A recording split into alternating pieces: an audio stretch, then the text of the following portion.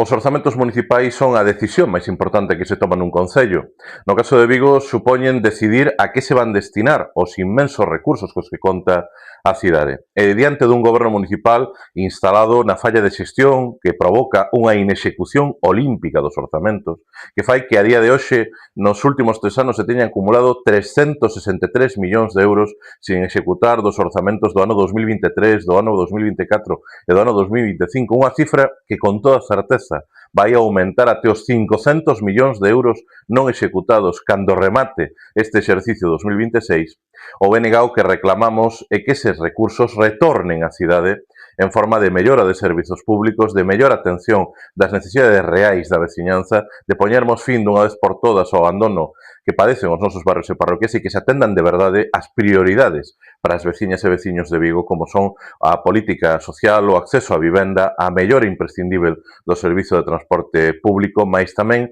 poñer fin á desertización cultural, o castigo e o maltrato de Porto Vigués e o desmantelamento da política xuvenil que definen a actuación do actual goberno. O diñeiro non é de Abel Caballero, os recursos do Concello de Vigo son de todas as viguesas e de todos os vigueses. E sobre esa premisa, o BNG reiteramos que no proceso de elaboración dos orzamentos municipais para o vindeiro ano 2027 teñen que ser uns orzamentos de toda a cidade e para toda a cidade, non só unhas contas ao capricho do alcalde ou do seu grupo de goberno. E por iso demandamos máis unha vez a posta en marcha dun proceso de orzamentos participativos que permita, dunha maneira radicalmente democrática, que as viguesas e os vigueses, que o tecido asociativo, que os movementos sociais poidan decidir de maneira directa a que se dedican os recursos de todas e de todos. Porque do que se trata é de que o diñeiro do Concello de Vigo non sirva só para seguir alimentando anuncios, infografías e promesas, senón que sirva de verdade para transformar a mellor a nosa cidade.